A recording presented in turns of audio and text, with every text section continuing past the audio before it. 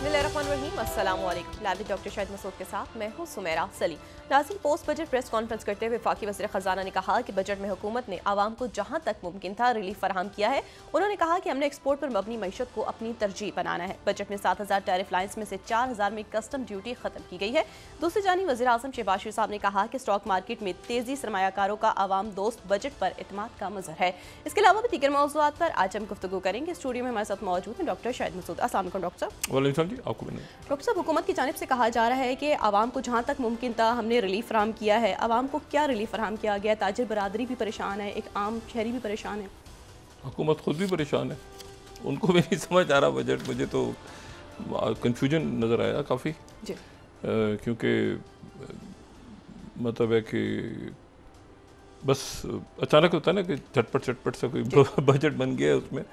उसमें चंद रोज़ पहले वो कोई क्रिप्टो की बात हो रही थी, फिर और कोई चीज़ें हो रही थी। तो वो एक असल में जो एक बात इसमें है जो वो ये कि डिफ़ॉल्ट का लफ्ज़ निकल गया। अब जो लफ्ज़ है वो है इसमें टैक्सेस और किस पे कितना बोझ डाला।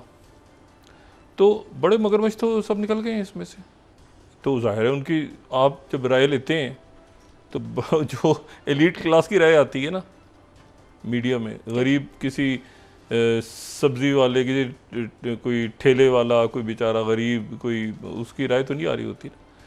तो जब वो भी जो कारोबारी शख्सियात हैं वो भी, मुझे कोई ज़्यादा, मैं सुन रहा था बातें, मुझे ज़्यादा कोई मुतमईन नज़र नहीं आ रही।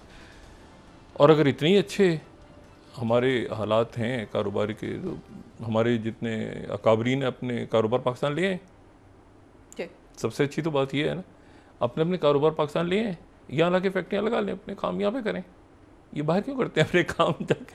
फैसल वाडा साहब ने एक दिन कह रहे थे कि मैं तो कभी भी इस सेटअप के होते हुए अपना काम पाकिस्तान ना लाऊं। मतलब है कि इशू ये है कि वो जब खुद उनके बिजनेसेस नहीं है तो वो बिजनेस फ्रेंडली। और देखिए पूरी दुनिया में इस वक्त क्या हो रहा है, इस वक्त हर मुल्क जो है ना वो इंसेंटिव दे रहा है इंडस्ट्रीज़ को। मतलब ये जो जैसे फ्रीलांसर्स की बात हुई, बाकी हर मुल्क दे रहा है।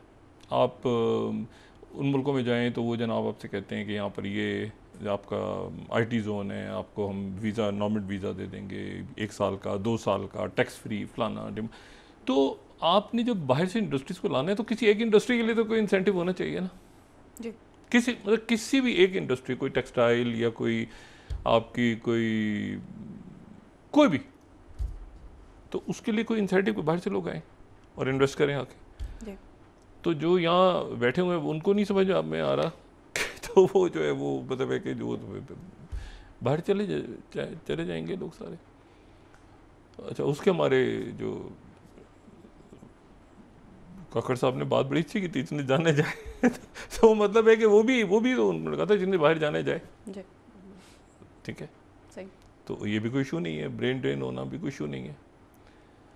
तो ये मेरे ख्याल से इसको थोड़ा सा रिव्यू करेंगे भी, इस पर बहस वगैरह होगी और फिर उसके बाद ऊपर नीचे कुछ चीज़ें होंगी। मैंने आपसे बात की ना कि जो औरंगज़ेब साहब हैं, अगर किसी अच्छे आइडियल माहौल में ये वज़ीर ख़जाना होते ना तो वो ये बहुत अच्छा, लेकिन एक सेटअप ऐसा है ना कि जिसमें वो इसको भी खुश रखना है, उसको भी खुश रखना है, उसको भी खुश रखना है, उसको भी खुश रखना है, तो वो जो है उसमें फिर क्या बात आप करेंगे? मतलब पार्लियामेंट के लोगों से, उन्हीं से आपने अप्रूव करवानी है चीज़ें, वही सारे बैठे हुए हैं। तो वो क्या अपने पैर पे कुल्हाड़ा मारेंगे सारे, क्या अपने ऊपर टैक्सेस लगा के, और अपने उनके वो कहते हैं कि भाई करो, हमारा तो यहाँ पे कहीं है ही नहीं, अक्सरियत तो बाहर रहती है। तो अब क्या बात की जाए उस पर? तो लेकिन ये है कि एक बात अच्छी है कि इसको आगे ये जो है ना, यानी क्योंकि पूरी दुनिया में टर्मोइल है ना, तो ये इकॉनमी ऊपर नीचे, आगे पीछे, दाएं बाएं, तो इसको ये कांस्टेंट रह नहीं सकती, सिवाय इसके कि आपने अपने जो सूद है वो उतारना है। कर्ज़ों का सूद उतारने में आपका सारा ये, यानी कर्ज़े अपनी जगह है, उसका सूद ही इतना है कि आप उतारने में आपके सारे ये टैक्सेस जो भी आप लगा रहे हैं वो सूद में निकल रहा है, कर्ज़े अपनी जगह बाकी हैं। तो इकॉनमी को ठीक करना है लॉन्ग टर्म, और वो उस वक्त तक नहीं होगा जब तक चेक एंड बैलेंस नहीं होगा। वो ज़रूरी है जी। ये अकाउंटेबिलिटी नहीं होगी। अकाउंटेबिलिटी का मतलब ये हरगिज़ नहीं होता कि आप सिर्फ पैसों के हवाले से करें, नहीं। अकाउंटेबिलिटी ये भी होता है कि क्या right man for the right, जो आप एक जगह बैठे हैं तो आपने क्या किया इतने से, ये भी अकाउंटेबिलिटी होती है ना, कि अगर कोई आदमी किसी भी जगह पर उसको बिठाया हुआ है, और वो जो मैंने कल भी बात की थी कि आपको मैनेजमेंट चाहिए, कि मैनेजर्स चाहिए या पॉलिटिशियंस चाहिए, तो मैनेजर्स वो पॉलिटिशियंस हों लेकिन वो मैनेजमेंट भी साथ करें ना। देखिए ना, इलेक्शन तो रशिया में भी होता है, इलेक्शन चाइना में भी होता है, वहाँ पर भी तो जमहूरियतें हैं ना, उनके सिस्टम के मुताबिक जमहूरियतें हैं। या जहाँ पे इलेक्शन नहीं होता वहाँ पर भी कोई ना कोई, असल पे तो कनेक्ट होना होता है ना अपने लोगों के साथ, कि आप लोगों के साथ कितना कनेक्टेड हैं। तो लोगों के साथ कनेक्ट उनको मिलना ही नहीं है, किसी को पता ही नहीं, ये लोकल बॉडीज़ का था ना। और ये हमने अपनी देखा हुआ है, वो इलाके का काउंसलर, दफ्तर खुले हुए हैं, नाजिम, नायब नाजिम, ये वो लोग जा रहे हैं, मसला बता रहे हैं, तो एक कनेक्टिविटी एक होती है ना, पानी नहीं आ रहा जी, बिजली को देखें, इसको देखें लोग। तो यहाँ कौन सा MNA, कौन सा MP है, किसी ने अपने इलाके में जाना है दोबारा, तो वो तो बस एक ऐसे ही एक सिलसिला चल रहा है। तो उसमें वो इसको लॉन्ग टर्म इकोनॉमी तो आपकी स्ट्रेटजी का हिस्सा होनी चाहिए ना लॉन्ग टर्म। तो वो अब देखें उसमें वो अब, लेकिन वही बात है ना कि आवा का आवा बिगड़ा हुआ, तो उसमें ये कम से कम यहाँ तक तो ले आए ना, कि कम से कम डिफ़ॉल्ट की बात नहीं हो रही। आगे कैसे बढ़ना है, उसकी स्ट्रेटजी क्या होगी, वो अब ये देखना है, ठीक है। और वो उस पर आप इससे ज़्यादा तो बोझ लोगों पे डाल नहीं सकते ना जी। अच्छा, तो एक बात ये, दूसरी जो बात है वो देखें, तो अभी इसमें बहस होगी, डिबेट होगी, डिस्कशंस, बाकी लोग चैनल्स पे मोस्टली बातें कर रहे हैं, और ज़ाहिर है उनकी बात उम्मीद करता हूँ कि कोई सुनी जाएगी। एक जो इसमें इशू है वो ये है कि दुनिया में जो हो रहा है ना इस वक्त, ये देखें हालात, जो मैं कहता हूँ ना कि बाहर के हालात तय करेंगे पाकिस्तान में, उसकी वजह यह है कि अब अमेरिका, यूरोप, बरतानिया जाना आसान नहीं रहा, ठीक है ना। वहाँ पर जो है वो बहुत ज़्यादा महंगाई का तूफ़ान, और इमिग्रेंट्स क्यों आ गए हैं, और स्किल्ड लेबर क्यों नहीं है, और ये और वो सारा हंगामे, ये हम हंगामे जो अमेरिका में हो रहे हैं जी। ये हंगामे जो हैं ये और उसमें कई शहरों में जो है वो फैल गए हंगामे, और फैलते जा रहे हैं, कोस्ट टू कोस्ट बात कर रहे हैं कि जब कई रियासतों में फैल गए, और शुरू जो है ये कैलिफोर्निया से, ठीक है। अच्छा, लेकिन उसके बाद ये फैलते जा रहे हैं, और उसमें लोग जो हैं वो उन्होंने, अच्छा बड़े तल्ख एक बात है जो यहाँ पे वो बात करना बड़ी ज़रूरी है। ये जो मुजाहिरीन है सारे, अगर आप इन्हें देखें तो इनके हाथों में एक मुल्क का झंडा है, और ये अमेरिकन झंडे को आग लगा रहे हैं, और इनके हाथ में एक मुल्क का झंडा है। वो जो झंडा लहरा रहे हैं मुजाहिरीन, बहुत सारे गाड़ियों को आग लगी, ये अमेरिका है। और यहाँ पर प्रेसिडेंट ट्रंप ने बुला तो लिया है इनको, मेरीन्स को, और जो वहाँ पे नेशनल गार्ड्स को, लेकिन वो लॉ इन्फोर्समेंट का काम, मतलब वो इख्तियार नहीं कर सकते, लॉ इन्फोर्समेंट का काम वो नहीं कर सकते, वो उसे डराने के लिए और वैसे खड़े हैं, लेकिन वो लॉ इन्फोर्समेंट का वो ये नहीं कि मुजाहिरीन के ऊपर गोली चला दें, ऐसा उनके इख्तियार नहीं है उनके पास। तावक्त ये कि वो इंसरेक्शन एक्ट दोबारा उसको रिवोक करें। तो अच्छा, 14 तारीख आ रही है, 14 जून को अमेरिका में बहुत बड़ी एक प्रेसिडेंट ट्रंप की ख्वाहिश पूरी हो रही है, और वो मिलिट्री परेड होने जा रही है। वो हमेशा कहते हैं कि ये एक मिलिट्री परेड हम क्यों नहीं करते, रशिया में होती है, चाइना में होती है, बाकी मुल्कों में होती है, अमेरिका में मिलिट्री परेड क्यों नहीं होती। तो वो 250 साल उनकी फ़ौज के उनके कंप्लीट होने के, वो 14 तारीख को मिलिट्री परेड हो रही है, और मिलिट्री परेड हो रही है, और उसमें जो है वो 14 तारीख को उनकी सालगिरह भी है,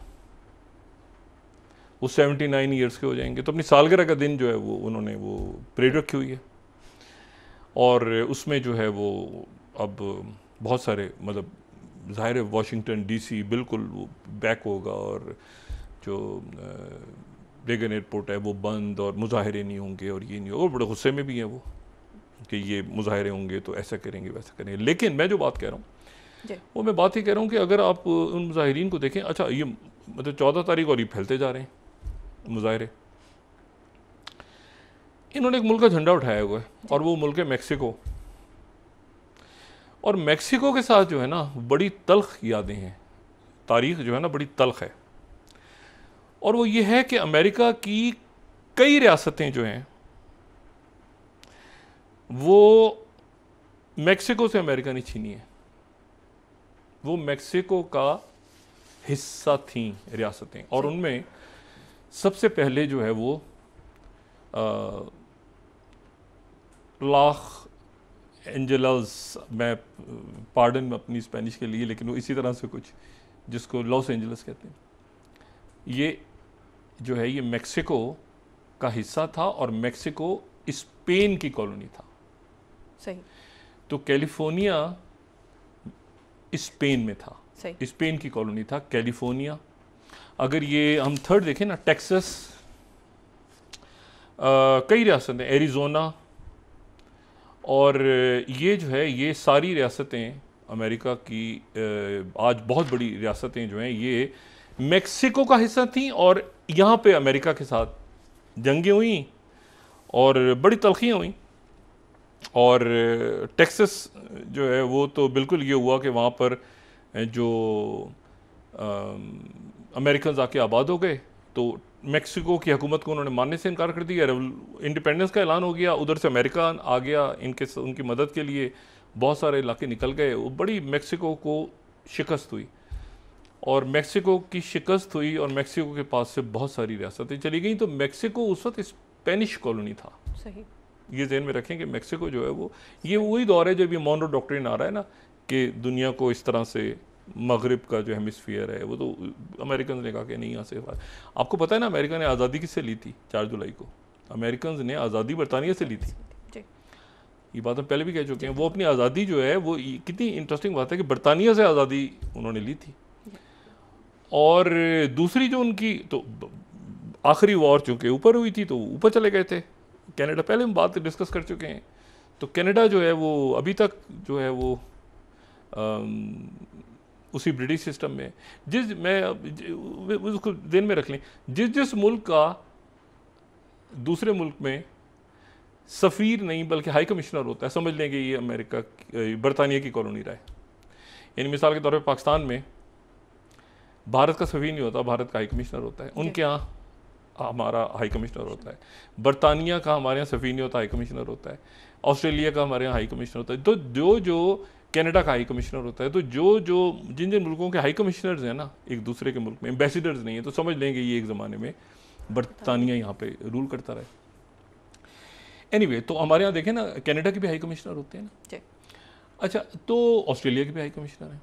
तो मैं सिर्फ ये कहना चाह रहा हूँ कि मैक्सिको का बहुत बड़ा इलाका जो है ना, यानी कैलिफोर्निया, टेक्सास, और फिर शिकस्त हुई ना, उसके बाद ये हुआ कि वो वहाँ पर ये एरिज़ोना और निवादा, उता, ये सारे न्यू मैक्सिको, ये सारे इलाके अमेरिकन्स ने अमेरिका के साथ जंग हुई 1835, 36, उसके बाद फिर 1850, फिर ये 19वीं सदी पूरी जो है ना ये जंगें होती रहीं। और ये तो ये यहाँ पर मैक्सिको था, लेकिन मैक्सिको जो है वो स्पेन के अंडर में था, यानी स्पेन की कॉलोनी था। तो स्पेन ने बड़ा राज किया है दुनिया पे, स्पेन की भी कॉलोनीज़ बहुत रही हैं। और हमारे इस इलाके में अगर हम देखें तो स्पेन की सबसे बड़ी कॉलोनी जो हमारे इलाके में, यानी हमारे इलाके से एशिया में अगर आप पूछें, हम ये बात कर चुके हैं ना कि फ्रेंच कॉलोनी थी, इंडो चाइना और सारे फ्रांस के, ये काफ़ी। लेकिन स्पेन के बादशाह थे फिलिप दोइम, तो उनके नाम पे एक मुल्क का नाम रखा गया जिसको हम कहते हैं फिलीपींस। तो ये स्पेन की कॉलोनी था। सही। और अमेरिका की जब स्पेन के साथ जंग हुई तो उसमें जो बहुत सारे इलाके स्पेन से अमेरिकन ने ले लिए, ये 1890, 1880, 90, 95, जो भी 19वीं सदी के एंड में, तो उसमें एक फ़िलिपीन भी था। फिर फिलिपिनोज यहाँ पे लड़े अमेरिकन के साथ, लेकिन बात नहीं बनी। अमेरिकन ने इनको पार्शली आज़ाद कर दिया फ़िलिपीन को, लेकिन फिर उसके बाद इनके साथ एक माहिदा किया फ़िलिपीन के साथ कि हमारे फ़ौजी अड्डे रहेंगे यहाँ पे।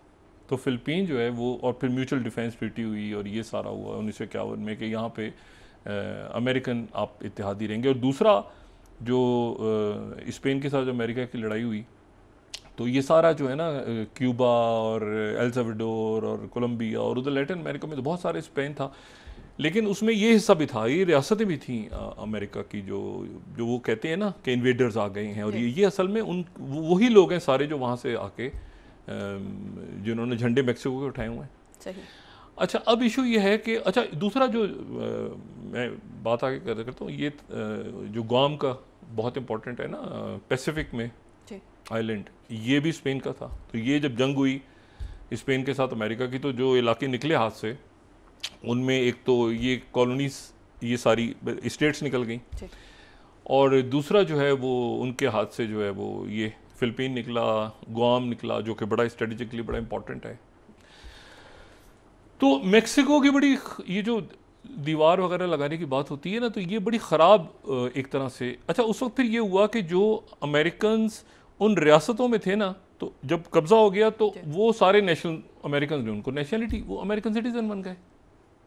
यानी जो कैलिफोर्निया में था, जो एलए में थे, जो टेक्सास में थे, वो सारे जब उधर गए तो अमेरिकन नेशनल बन गए। पुरानी बात भी नहीं है, मैं आपसे बात कर रहा हूँ कोई 150 साल पुरानी, यानी कोई 3 नस्लें पहले, 3-4 जनरेशन्स पहले से के लोग जो मैक्सिकन्स थे, तो वो अब उनके आप समझ लें कि पोते या परपोते जो हैं वो सड़कों पे हैं कि भाई हम तो, ये तो हमारा मुल्क है, ठीक है, ये तो हमारी रियासत है। तो ये यहाँ से एलए से शुरू हुआ है, ठीक है। लेकिन ये है कि ये उन दिनों में आ गया है जिन दिनों में उनकी परेड होनी है 14 को, और वो हंगामे हो रहे हैं और वो झंडे लेके निकले होंगे। और इसमें एनार्किस्ट भी हैं, इसमें एनार्किस्ट हैं सारे, ये नहीं कि वो मैक्सिको के वो तो एक फैक्टर है ना जो झंडा लहरा रहे हैं।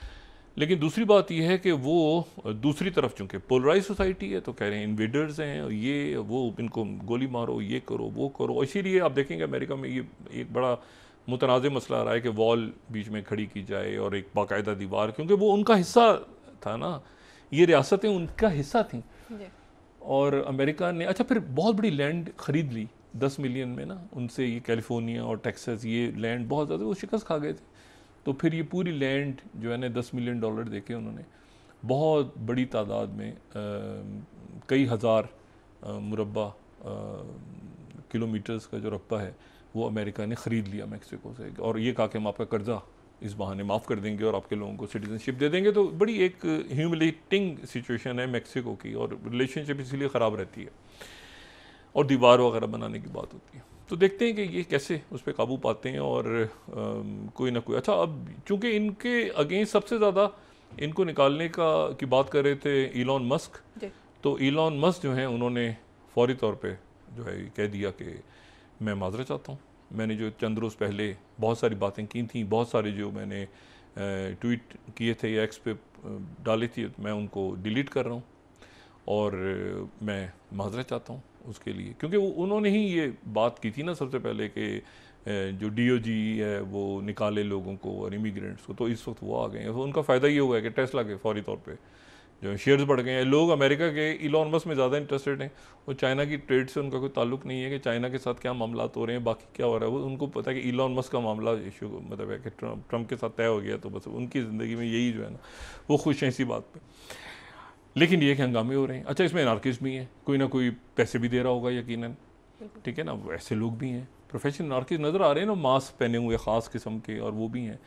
तो लेकिन ये है कि ये कर्फ्यू और ये सारी चीज़ें, अब उसमें अब देखें ना इशू ये सारा कि ये मैंने आपसे कहा ना कि ये एक सेंसिटिव इशू है, ये मैक्सिकन्स का एक सेंसिटिव इशू है कि बिटर हिस्ट्री है ना, एक हिस्ट्री है, तो उसके नतीजे में उसको कैसे पॉलिटिकली कैसे हैंडल करना है, कैसे वो, क्योंकि उनके अमेरिका तो सारी ही कॉलोनी है ना, बाहर असल तो लोग वहाँ के हैं नहीं, ठीक है।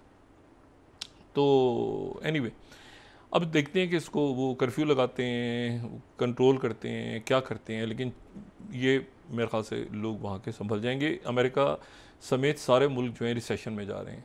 महंगाई और ये जो मतलब बहुत ज़्यादा बेरोज़गारी, महंगाई सारी दुनिया में इस तरह हो रहा है, तो उसमें जो है वो सोशल अनरेस्ट पूरी दुनिया में फैल रहा है। तो मुल्कों ने ये देखना है कि हमारे अपने मुल्कों में सोशल अनरेस्ट ना फैले, और हम जो है वो जो हमारे पास पैसे हैं वो अपने आप को काबू करके चलाएं, बजाय इसके कि हम नोटों को जलाना शुरू कर दें अपने पैसों को। तो बड़े तरीके से हमने चलना है आगे सारे मुल्कों ने। अच्छा, एक तो ये अब एक बड़ा चैलेंज है उनके लिए, प्रेसिडेंट ट्रंप के लिए, कि मेक्सिको के जो परचम है, अच्छा वो अमेरिका के परचम जला रहे हैं। जवाब में जो है वो आपको पता है मेक अमेरिका ग्रेट अगेन वाले हैं, वो बिल्कुल ही एक्सट्रीम है, ठीक है। तो वो उनके इन्वेडर और ये और वो, हालांकि इन्वेडर वो नहीं है वो, अच्छा वो उनके लिए कह रहे हैं इन्वेडर्स को बाहर निकालो। इन्वेडर्स नहीं है वो, असल में आप यूँ समझ लेना कि वो उनके साथ उनका इलाका था, तो वो स्पेनिश बोलते हैं। और अगर आप अमेरिका में जाएं तो ये आप काफ़ी जगहों पे आपको जो है वो स्पेनिश चैनल्स और स्पेनिश म्यूज़िक और स्पेनिश आपको बहुत ज़्यादा नज़र आएगा, क्योंकि मेक्सिको की वजह से वो स्पेन की कॉलोनी। अच्छा, अब एक तो ये अमेरिका के अंदर का टर्मोइल है, लेकिन इसी टर्मोइल में प्रेसिडेंट ट्रंप मुकम्मल तौर पे जाहिर है कि फ़ाल हैं, सारे महाज देख रहे हैं दाएं बाएं आगे पीछे, और वो उनकी टीम, अच्छा इलॉन मस्क आए तो ज़रा थोड़ा सा, और वो इसको तो हल करेंगे ही वो जैसे तैसे करके, ठीक है, कि ये मेक्सिको के लोग निकलें, इलीगल इमिग्रेंट्स हैं और जो हैं, लेकिन ये जो पुराने हैं वो उनको तो टैकल करें ना किसी तरह, और जो एनार्किस्ट हैं उनसे भी उनको प्रॉपर हैंडल। अब 14 तारीख को जिस दिन ये परेड होनी है, तो 50 रियासतों में वो प्लान कर रहे हैं, 50 रियासतों और वाशिंगटन में, कि वो यहाँ पे वो डेमोस्ट्रेशंस होंगी, और जनाब 2-3 दिन बीच में रह गए, और फिर कर्फ्यू और ये, और गोली चल गई तो मसला, गोली चल गई तो फिर तो मसला। तो पुलिस के पास भी जाहिर है कि वो अब बहुत से लोग ऐसे हैं जो कह रहे हैं कि गोली मार दो इनको, लेकिन वो उधर वेपन्स, अमेरिका में ये भी तो इशू है, वेपन उनके पास भी हैं, इधर भी हैं, तो वो फिर काम ख़राब होगा। लेकिन ये कि रूल ऑफ लॉ को भी उन्होंने कायम करना है हर सूरत कि भाई ये, तो देखते हैं ये कैसे इस चैलेंज से कैसे निपटते हैं प्रेसिडेंट। अच्छा, इसमें दूसरा जो इशू है वो ये है कि जो 3-4 महाजों पे तेज़ी के साथ, एक तो ये है कि चाइना के साथ उन्होंने आज एक्स पे, सॉरी सोशल ट्रूथ पे, एक्स तो इलॉन मस्क है, ये इनका अपना है, ये इनका अपना है चूँकि, तो ये इस पे इन्होंने ट्रूथ सोशल पे, ये ट्रूथ सोशल पे डालते हैं ना अपना मैसेज, ताकि इसी बहाने लोग पढ़ें और यूज़ करें, ट्रूथ सोशल को देखें।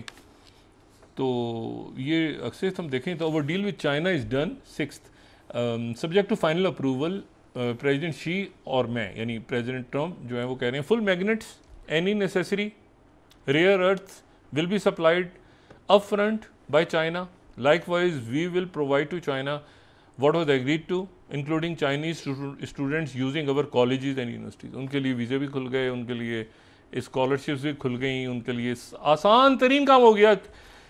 यानी अभी अभी खबर आई है चीनी हमारे भाई हैं, मतलब जितने चाइनीज़ ने जाना है अमेरिका जाए, मैक्सिको के लोगों को फेंको उठा के सबको फेंको, चाइनीज़ को, चाइनीज़ ने भी कैसा ये रेयर अर्थ मिनरल वाला वो थोड़ा सा देंगे, इतना सा थोड़ा सा, ज़्यादा नहीं। और ताइवान में हालत ख़राब है, क्योंकि वो ताइवान के ऊपर तो बात ही है ना, ये तो बीच में मैंने आपसे कहा ना जो यूक्रेन के साथ हो ऐसे ही ताइवान के साथ होगा, यानी वो 1 चाइना पॉलिसी और ये सारा, और उन्होंने बड़ी बात की है इसके ऊपर। और पहली दफ़ा ताइवान को इस बात का एहसास हो रहा है कि कहीं उनको चाइना से लड़ना पड़ेगा अमेरिका की सपोर्ट के बगैर। प्रेसिडेंट ट्रंप तो डायरेक्ट बात कर रहे हैं और उसमें बात हो रही है हमारे वाले से। तो ताइवान, मेरा नहीं ख्याल कि कोई जंग होगी, लेकिन ये कि वो बहरहाल ताइवान एक प्रॉब्लम में। अच्छा, इन्होंने जो है वो, तो इन्होंने ये डील होगी, वो जो लंदन में मुज़ाकरात हो रहे थे, काफ़ी दिन से बात कर रहे थे इस पर, तो वो अब प्रेसिडेंट शी भी मान गए उस पर और प्रेसिडेंट ट्रंप भी मान गए, तो वो एक मतलब मुबारक हो, सब मुबारकबादें दे रहे हैं एक दूसरे को। वो चीनी स्टूडेंट का ढपा ढप वीज़े लगे जा रहे हैं, हमने कहा चाहिए सब जाएंगे वहाँ पर। अब देखें चाइना कैसे स्मार्टली प्ले कर रहा है अपने रेयर अर्थ मिनरल्स को और अपने मामलात को। अच्छा, दूसरा जो इसमें ये $45 मिलियन की पड़ रही है ये परेड जो है ना, इसके ऊपर भी बड़ा हंगामा हो रहा है कि ये 45 मिलियन डॉलर जो हैं ये अगर मैं CNBC कोट करूँ ना 14th तो 45 मिलियन, लेकिन ये है कि वो डॉलर वो उनको ज़ाहिर दिखाना है कि भाई इस वक्त जो है ये। अच्छा, इससे ये परेड्स होती नहीं है अमूमन अमेरिका में। इससे आखिरी जो परेड है ना, अगर हम दिखाएं ना अपने हम 10 स्लाइड दिखा सकें, आखिरी दफ़ा जो परेड हुई थी ना वाशिंगटन में हुई थी 9 जून 1991 में 2 लाख लोग जमा हुए, और ये पहली खलीजी जंग के बाद जो है ना इन्होंने विक्ट्री परेड हुई थी वहाँ पे कैपिटल में। तो ये जो है ना ऑपरेशन डेजर्ट स्टॉर्म के बाद जो है ना ये बिगेस्ट सेलिब्रेशन, और स्टील फाइटर्स आए थे और ये और टैंक्स और ये सारे, ठीक है, पैट्रियट मिसाइल्स आए थे। और ये है 91 के बाद। तो 91 के बाद ये पहली दफ़ा जो है ये वहाँ पे परेड हो रही है। अच्छा, इसमें जो दूसरी जो बात है वो ये है कि जो प्रोटेस्ट भी हो रही हैं और परेड्स हो रही हैं, हंगामे हो रहे हैं, और साथ ही परेड प्रेसिडेंट ट्रम्प के लिए बहुत इंपॉर्टेंट है कि वो दुनिया भर को मैसेज भेजें कि ये भाई यहाँ पे फौज और मतलब वो शी जिनपिंग और प्यूटिन और उसके होता है ना कि मतलब खड़े हैं वो यूनिफॉर्म में और जा रहे हैं फौज, पूरा शो करें। लेकिन मसला है कि वो फटे पड़ गए हैं वहाँ एंड टाइम पे, और बहुत ज़्यादा फैले हुए हैं हंगामे बहुत ज़्यादा। अच्छा, अब इसमें जो है अब इसके पीछे कौन है, लेकिन ये ज़ाहिर है इसमें तो पूरी दुनिया देख रही है, ख़ुद उनका भी, उनके पास भी डाटा है, सारी चीज़ें हैं अमेरिकन के पास भी, तो वो भी देखेंगे कि कैसे हो रहा है सारा क्या हो रहा है। लेकिन ये कि लॉ एंड ऑर्डर बहरहाल जो है ये लोग लूट मार पे लोग, फिर उसमें वो क्रिमिनल्स होते हैं ना, क्रिमिनल वो लूट रहे हैं और ये उनका कोई ताल्लुक़ नहीं होता किसी किस्म के, उसे वो हंगामे और आग लगा दी और गोली मार दी लोगों को, और ये तो वो ये बड़ा चैलेंज है उनके लिए लॉ एंड ऑर्डर। लेकिन उससे मेरा ख्याल है कि वो निपट लेंगे। दूसरी जो बात है वो ये है कि यूक्रेन का तो हो गया मामला तय, प्रेसिडेंट पुतिन का और प्रेसिडेंट ट्रम्प के दरमियान बात हुई। ये अल्ट्रा 2 वाली जो बात है ना कि इसमें जो बड़े मुल्क हैं वो आपस में बात कर रहे हैं, और बाकी मुल्कों के बारे में क्या बात कर रहे हैं वो मुल्कों की क़यादत अजीब मखमसे का शिकार है कि भाई हम बात करें तो पता चले वो तो बात तो ऊपर हो गई हुई है, कहीं क्या बात हुई है क्या नहीं हुई वो बस वो देखें ना। अब वो खरकीव के इलाके में उन्होंने, अगर आप यूक्रेन को देखें तो यूक्रेन का बिल्कुल उन्होंने जो नेटो ने, ब्लूमबर्ग ने उनका एक रिपोर्ट का हिस्सा दिखाया है कि नेटो का जो अभी प्लान हो रही है समिट, तो उसमें जो है वो बस ये है कि इखलाकी और समाजी और हमदर्दी रहेगी यूक्रेन के साथ, लेकिन यूक्रेन किसी तरह नेटो का रुकन भी नहीं बनेगा, और उसकी मिलिट्री एड ख़त्म करने का ऐलान कर दिया सेक्रेटरी डिफेंस ने। और ये बात जो है ये बहुत इसको यानी बहुत ज़्यादा जो है ना इस वक्त ये यूक्रेन के लिए बड़ी शदीद तकलीफ़ का सबब है कि एक झटके के साथ जो है उन्होंने ये कह दिया कि जी हम यहाँ पे इनकी जितनी भी एड है वो सारी की सारी हम ख़त्म कर रहे हैं। तो ये अब उनका ये देखें ना, ये Kyiv independent 20th US to cut military aid to Ukraine, मेरी एक बस उन्होंने बयान दिया, और ये जो है वो ये वहाँ का मीडिया ये खबर दे, इससे पूरा किस्सा देखें ना 20th और 21st Kyiv independent NATO summit statement summit Ukraine entry bid वो ख़त्म कर दी, एंट्री की बिड भी, और सिर्फ 40 बिलियन की प्लेज भी ख़त्म हो गई। और यूक्रेन पे न्यूज़ वीक यूक्रेन रिएक्ट कर रहा है US slashing aid for Kyiv, लेकिन फ़र्क क्या पड़ता है, कोई भी फ़र्क नहीं पड़ता, वो ख़त्म हो गया। तो मामला जो पुतिन तय करेंगे, और पुतिन ये देखेंगे कि पीछे कौन था। ये जो दहशतगर्दी के वाक़यात पेश आए हैं वहाँ पे, जो अटैक्स हुए एयरफील्ड्स पे, इसमें वो फंस गए हैं कहीं किसी जगह पे जो ज़ेलेंस्की हैं, और इसको प्रॉपर जो है वो जो बॉडीज़ थी वो भी रिसीव कर ली उन्होंने, 1212 जो रिसीव नहीं पहले करे, अब क्लियर एक मैसेज आ गया कि भाई इसको करो, और 6000 मज़ीद जिनको ज़िंदा बताया हुआ था उनकी बॉडीज़ भी वापस ले रहा है यूक्रेन। तो अब यह है कि इसमें ब्रेक के बाद डॉक्टर साहब जी अब वक्फा लें, उसके बाद बात करते हैं। इंडियन प्राइम मिनिस्टर मोदी जो है वो G7 जा रहे हैं, लेकिन उससे पहले रास्ते में साइप्रस रुक रहे हैं, कब्रस रुकते हुए जाएंगे। बहुत से लोगों का ख्याल है कि ये तुर्की को मैसेज दे रहे हैं, लेकिन मेरा ख्याल उससे हटके है कि शायद कोई और बात भी, जो कनाडा जाने से पहले वो साइप्रस रुक रहे हैं इंडियन प्राइम मिनिस्टर, तो शायद वहाँ पे साइप्रस में कोई और बात भी हो रही है। जी नाज़रीन, वापस आते हैं एक छोटे से ब्रेक के बाद।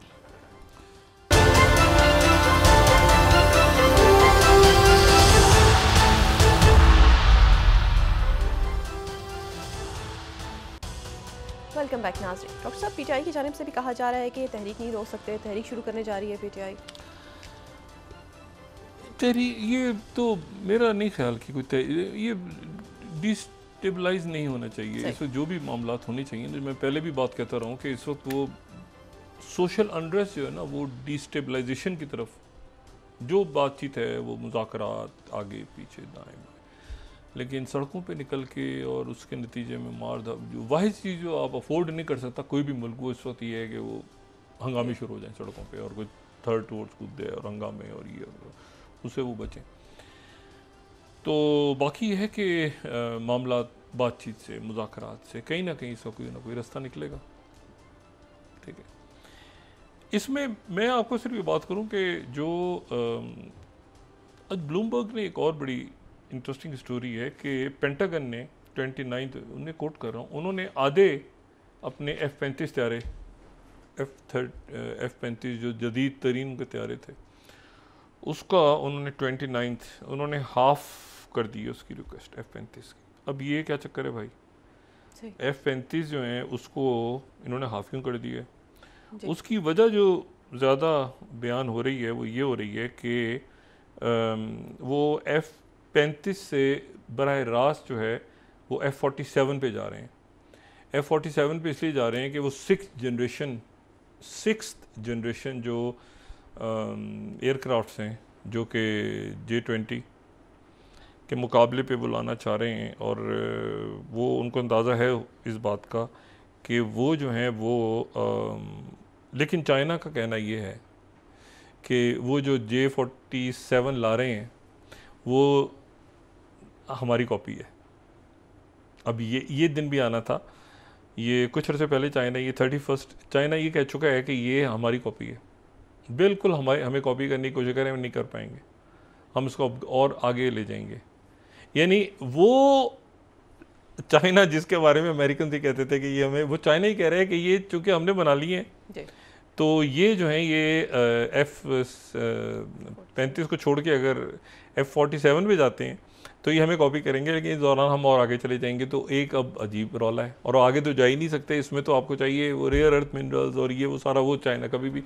तो बड़ी एक इंटरेस्टिंग ये मामला सारा। लेकिन मैं जो आपसे दूसरी बात ये कर रहा था कि वो लेकिन ये बात F-35 वाली जो है ना, ये मैंने पहले भी बहुत दफ़ा कि बहुत डिबेटेबल है F-35, और अब चूँकि ख़ुद ही वो आधा करने जा रहे हैं, तो एक तो इंडियन प्राइम मिनिस्टर मोदी के ऊपर से ये मसला फौरी तौर पर हटा के F-35 ख़रीदो।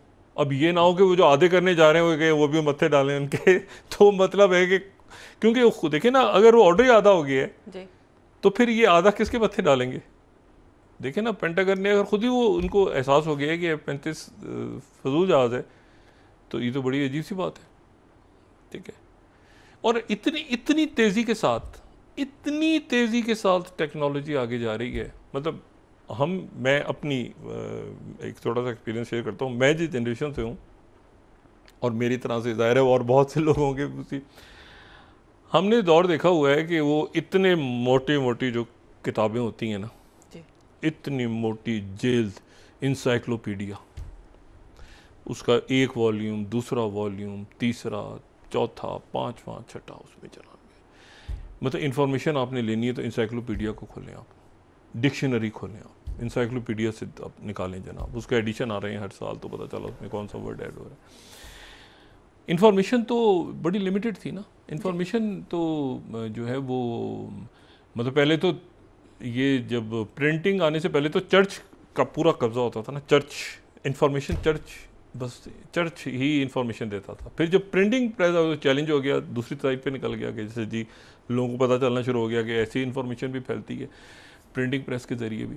लेकिन मैं आपको बताऊँ सिर्फ आज से आप चले जाएँ 1991 में, तो 1991 इतनी कोई पुराने साल भी नहीं है, दुनिया की पहली वेबसाइट बनी थी, पहली वेबसाइट .com, जो पहली वेबसाइट है दुनिया की, एक वेबसाइट वो 1991 में बनी है।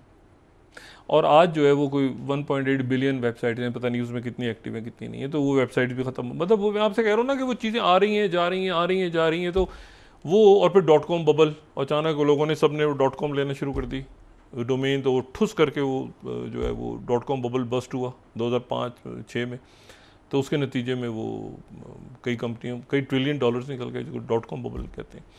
एनीवे, तो मैं आपसे तेरी बात कर रहा हूँ कि इसमें जो यहाँ पे चीज़ हो रही है ना इस वक्त, कि जो साइप्रस वाली बात मैं कंप्लीट करूँगा। साइप्रस में जो जा रहे हैं, तो एक तो ये तासुर है कि वो टर्की को मैसेज दे रहे हैं, ये तासुर गलत है, क्योंकि टर्की को पाकिस्तान भी कब्रस के साथ और साइप्रस के साथ पाकिस्तान के बड़े ज़बरदस्त ताल्लुकात हैं, सारी दुनिया के ताल्लुकात हैं, क्योंकि टर्की ही जो है वो साइप्रस को, नॉर्थ साइप्रस के साथ उनका जो तनाज़ है, और उसकी वजह ये कि ऑटोमन्स थे, फिर वहाँ पे एक बहुत बड़ी पॉपुलेशन जो है वो ग्रीक है, एक बहुत बड़ी पॉपुलेशन जो है वो टर्क्स की है, तो वो फिर 74 में तकसीम हो गया वो 12। मेरा जो ख्याल है और कुछ इतला भी है वो ये कि आईमैक अभी ख़त्म नहीं हुआ। आईमैक के ऊपर जो है वो इंडियन प्राइम मिनिस्टर मोदी जो साइप्रस में उनका विज़िट हो रहा है, तो वो उसमें जो आईमैक का एक रूट है पैरेलल, जो हैफ़ा से जिसने यूरोप तक जाना था उसके ऊपर वो, क्योंकि हैफ़ा तो इस वक्त वो जा नहीं सकते ना, वहाँ पे एक अजीब सूरत हाल है, तो वो शायद आईमैक के ऊपर बात करने के लिए, क्योंकि साइप्रस के इसराइल से भी ताल्लुकात हैं, और साइप्रस जो है वो कॉमनवेल्थ का मेंबर है साइप्रस, लेकिन ये है कि वो प्रॉपर कॉमनवेल्थ का नहीं है, क्योंकि वो रशिया और इनके दरमियान जब तुर्कों के दरमियान लड़ाई हो रही थी, तो बरतानिया ने कहा था कि हम आपके पास आ जाते हैं आपको आपकी हिफाजत करने, फिर वो आ ही गए, बताए तो आ ही गए। तो वो एक अजीब सा उनकी बेसिस है वहाँ पे। लेकिन मैं सिर्फ ये बात कह रहा हूँ कि ये इशू मेरे ख्याल से आईमैक कभी ख़त्म नहीं हुआ। लेकिन इसके साथ ही अब देखें कि आप जैसे कीव इंडिपेंडेंट से वो उनके अखबारों से शाये करवा रहे हैं ना, आप ये देखें कि इसराइल के अखबारों में क्या शाये हो रहा है आज। इसराइल के वो उसी मुल्क का मीडिया, फिर क्या उसी मुल्क के अंदर 25th times of Israel, Trump said to have told Netanyahu to end Gaza war, attacking Iran off limits for now. Iran पे अटैक साइड पे चला गया और जो है वो अभी जो है वो गजा जंग ख़त्म करो, ठीक है। अच्छा, उस 26 claiming significant process in hostage talks, Netanyahu convince top officials. अच्छा, उसके बाद जेरूशलम पोस्ट 27। मैंने आपसे कहा ना कि जो मैसेज जब आता है तो इस तरह से सूरत हाल चेंज होती है। Trump to Netanyahu, the war is exhausting itself, finish it report, ये 27। उसके बाद वहाँ का 28। मैं मीडिया सारा कोट कर रहा हूँ क्योंकि वहीं से फिर वो आता है कि नहीं जी यहाँ तो नेतन्याहू ये गेम कर रहे हैं, ये गेम कर रहे हैं, तो फिर जो इस्टेब्लिशमेंट या डीप स्टेट वो इस तरह से हाथ से निकलती हैं। 28 हारिस जो उनका न्यूज़पेपर हाथ, Trump demanded Netanyahu end Gaza war, take Iran strike off public agenda. लोगों के सामने जिक्र भी मत करो, क्योंकि उसकी वजह यह है कि वो ईरान के साथ, ईरान को ऑन बोर्ड लिया हुआ है, और नॉर्वे में आज मीटिंग हुई है अरब वज़राए ख़ारजा की और ईरान के वज़ीर ख़ारजा, जो मैंने बात की थी कि वहाँ पे ओस्लो में वो जाएंगे, लेकिन एक साइट पे वो एक दूर किसी जगह पे प्राइवेटली मीटिंग्स करेंगे। तो आज ओस्लो में मीटिंग हुई है, और वो मीटिंग हुई है, अभी ये देखना है कि जो अमेरिका के साथ मीटिंग होने जा रही है ईरान की, वो क्या ओमान में ही होती है, ऑफिशियली क्या अनाउंसमेंट होती है, ओमान में होती है या यूरोप में कहीं होती है, क्योंकि ये जो मीटिंग हुई है, इस मीटिंग में जो ओस्लो में हुई है, इसमें ओमान के वज़ीर ख़ारजा भी मौजूद थे। तो देखना यह है कि जो ओमान के वज़ीर ख़ारजा भी वहाँ पे थे, तो वहीं पर किसी जगह पे मुलाकात हो जाती है ईरान और स्टीव वित्कॉफ की, क्योंकि इनके वज़ीर ख़ारजा बात से हुई, तो वो ये सारे मामला जो हैं तय पा रहे हैं। किंग अब्दुल्ला जॉर्डन के जो हैं वो आज दौरा कर रहे हैं लेबनान का दौरा उन्होंने किया है, और जनरल जोसेफ आए जो प्रेसिडेंट हैं उनसे बातचीत हुई है। लेकिन मैंने आपसे कहा ना कि इसमें इम्पॉर्टेंट बात यह है कि इसमें प्रेसिडेंट ट्रंप ने 3, 4, 5 बातें उन्होंने करवा दी। एक, उन्होंने यूक्रेन की जंग को ख़त्म करवा दिया। जंग को क्या ख़त्म करा हुआ है? हवाले कर दिया यूक्रेन को, उन्होंने हवाले कर दिया पुतिन के, ठीक है। और बिल्कुल नेटो का मेंबर नहीं होगा, ये नहीं, बिल्कुल लगा के और ये आप संभालें। एड वेड ख़त्म हो गई, ठीक है। और वो बातें भी ख़त्म हो गई कि अब यूरोप कोई इत्तेहाद बनाएगा, फ़ौजें भेजेगा। शुरू में वो थोड़ा सा वो थे ना, आके हम करेंगे, देखेंगे यूरोप हट के करेगा, पॉलिसी बनाएगा, नहीं, तो वो नहीं कर सकते। अच्छा, उसके बाद जो है वो ये ज़हन में रखें कि जो तो यूक्रेन का अब मेरा ख्याल है कि प्रेसिडेंट पुतिन बहुत आगे नहीं जाएंगे, यानी वो भी चाहेंगे कि यूक्रेन को वो अपने अंदर एब्जॉर्ब करें, एक माहौल उनके साथ ऐसा बने यूक्रेन उनका हिस्सा रहे, तो बहुत ज़्यादा वो शायद ये कत्ल गारत ख़त्म हो और उसके नतीजे में वो जो भी मुआहदा करना है यूक्रेन जिस शक्ल में भी आगे रहेगा। बॉर्डर्स तो चेंज होंगे डेफिनेटली, लेकिन क्या आधे होंगे, दरिया रिवर तक होंगे, कंप्लीट बफर जोन बनेगा, क्या बनेगा, ये ज़ाहिर है कि इसको तय करेंगे अमेरिकन्स और रशियंस डायरेक्टली। इसमें कोई यूरोप का मुल्क, वो सारे वो ख़त्म हो गए। एक से दूसरे तक बात हो रही है, ठीक है।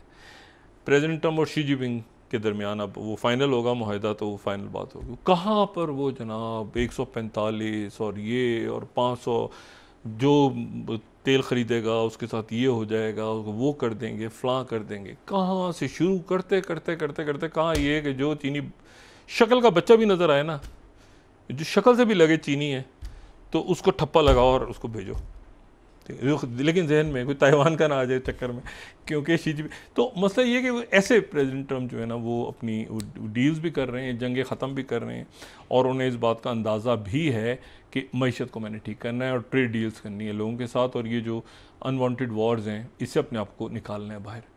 और ये बात जो है ये दुनिया को समझ अभी तक शायद नहीं आ रही कि अगला जो वेपन है वो ट्रेड है,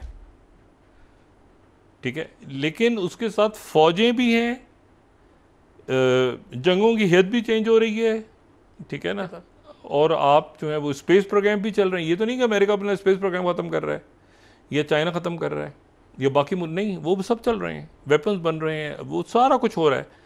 वो कह रहे हैं कि PLA को या वो पेंटागन, ऐसा कुछ नहीं हो रहा। लेकिन बात यह है कि इस वक्त फौरी तौर पर जो है वो आपने सोशल अनरेस्ट और ट्रेड और नए जो हालात दुनिया के बन रहे हैं उसमें अपने आप को एडजस्ट करना। मुझे बताया ना कि वो अब इंडियन प्राइम मिनिस्टर मोदी, उन्होंने कहा सवाल ही पैदा नहीं होता, वो बार बार कहे जा रहे हैं इधर, वो कह रहे हैं कि नहीं हमने तो फतह हासिल कर ली, एम्बैरसिंग। तो अब वो कैनेडा में जाएंगे, लेकिन वो ज़ाहिर है उसको निपटा लेंगे। असल बात ये है कि तलखी ख़त्म हुई है पाकिस्तान और इंडिया के दरमियान, कब तक रहती है ख़त्म, और कश्मीर का मामला क्या वो हल करवाएंगे, क्या करवाएंगे, कैसे करवाएंगे। ये जो एरिया ऑफ इन्फ्लुएंस है ये चाइना का है, ठीक है, ये चाइना का एरिया ऑफ इन्फ्लुएंस है। तो यहाँ पे जो है आपका क्या ख्याल है? प्रेसिडेंट ट्रम्प जो है, मैं पिछले कई सालों से कह रहा हूँ कि दलाई लामा को, आपका ख्याल है अमेरिकन आके अगला जो बच्चा पैदा होगा छोटा उसको वो गोद लेंगे कि दलाई लामा तो अगला दलाई लामा, तो जब भाई वो प्रोजेक्ट ही ख़त्म हो गया, वो प्रोजेक्ट ख़त्म ही हो गया, धर्मशाला वो कहीं है ही नहीं, वो पता नहीं दलाई लामा किधर है आजकल, वो बस ख़त्म हो गया ना प्रोजेक्ट।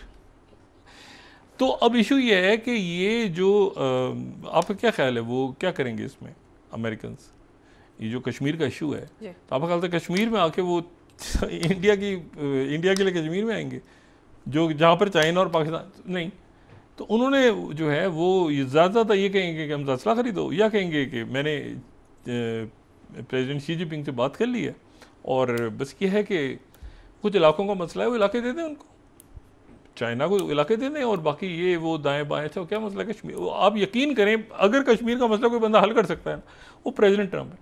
प्रेसिडेंट ट्रम्प ने 1 मिनट लगाने कि ये क्या कश्मीर की वजह से क्या इशू है, I have spoken to Xi Jinping and leadership of Pakistan और ये वो, और ख़त्म। 2020 में ट्रम्प ही थे ना जब ये चाइना आया था यहाँ पे, ये इन सारे इलाकों में, गलवान वैली और यहाँ पे, तो प्रेसिडेंट ट्रम्प थे। तो बात ये सारी कि वो उस वक्त प्रेसिडेंट ट्रम्प ने क्या किया था, कुछ भी नहीं किया था। तो प्रेसिडेंट ट्रम्प जो है वो ये मसला हल भी करवा सकते हैं अगर उनको अंदाज़ा हो। देखिए उनके जहन में है कि न्यूक्लियर वॉर छिड़ने वाली थी जो मैंने रोकी है, न्यूक्लियर वॉर, ओह मेरे खुदाया, और यानी कितनी बड़ी कामयाबी है। बाकी जगहों पे न्यूक्लियर वॉर तो नहीं हो रही थी ना, न्यूक्लियर वॉर मैंने रोकी है, इंडिया को मैंने रोका है। और पाकिस्तान को भी रोका है, ज़बरदस्त लोग हैं दोनों। क्या इशू है? कश्मीर का इशू है। तो क्या करना है?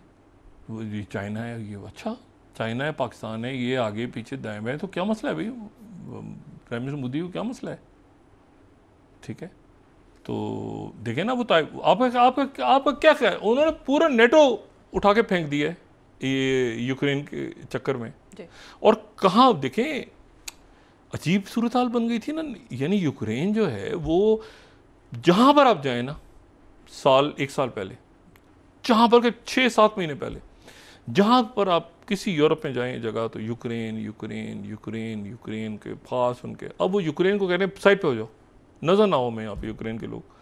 तो यूक्रेन बीच में और बड़े ज़बरदस्त ज़हीन लोग हैं, यूक्रेन की टेक्नोलॉजी, उनके लोग सारे वो, लेकिन इशू न्यूक्लियर छोड़ दिया था उन्होंने, मुआहदा हुआ था, न्यूक्लियर अपना ख़त्म कर दिया था। होता भी तो मेरे नहीं ख्याल कि वो रशिया से लड़ते इस वक्त, लेकिन यह है कि बहरहाल बाकी मुल्कों ने एडजस्ट करना है। जर्मनी कैसे करेगा? जर्मन जो हैं वो ज़ाहिर है कि ज़बरदस्त कौम है, वो अपने गैस वगैरह के मामलात को निपटाएंगे। बाकी ये है कि डिफेंस एक्सपेंडिचर उन्होंने कह दिए सब बढ़ाएं, अपना 5% डालें, वरना अमेरिकन नहीं आएंगे, और गैस हमसे लें और तेल हमसे लें। तो प्रेसिडेंट ट्रंप की इस दुनिया में ये बड़ा मुश्किल है आगे, कि अब देखें ना कि मतलब वो अब लेकिन ये जो मसला अंदर शुरू हो गया है, अब ये भी उनकी ज़िद है कि मैंने परेड भी देखनी है, लेकिन उसके साथ ही ये जो लोग हैं, इसमें एक तो वो ज़हन में रखेंगे हिस्ट्री मैक्सिको की, कि मैक्सिको की बिटर हिस्ट्री है, कॉम्प्लेक्स हिस्ट्री है।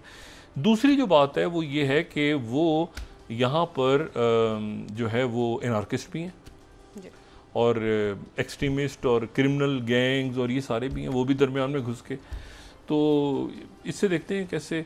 लेकिन यह है कि ट्रेड बहरहाल एक ऐसा वेपन है, और आपके पास क्या चीज़ है, आपके पास क्या ऐसा इशू है। और कश्मीर का इशू जो बहुत सारे लोग कह रहे हैं ना कि वो हल नहीं कर, कश्मीर का इशू वो हल करवा दें, उनके जहन में है, उनके जहन में है कि न्यूक्लियर वॉर होने लगी थी कश्मीर के ऊपर। मैंने एक ही तो चीज़ रुकवाई है, जंग, एक यूक्रेन। तो देखें यहाँ न्यूक्लियर वॉर होने लगी थी। तो अब इससे देखते हैं कि आने वाले दिनों में कैसे, यानी ये नाम तो पहले ही उनके जहन में था ना, अटक गया, हर जगह बार बार कहती है न्यूक्लियर वॉर होने लगी थी, न्यूक्लियर वॉर। जी बहुत शुक्रिया डॉक्टर साहब। नाज़रीन, इसके साथ ही आज का प्रोग्राम अपने इख्तिताम को पहुंचा। मुझे सुमेरा सलीम को इजाज़त दीजिए। अल्लाह ने के बाद जी डॉक्टर साहब, अपना दोस्तों, रिश्तेदारों, गिरदोनवाह के लोगों का सब ख्याल रखिएगा। अल्लाह हाफ़िज़।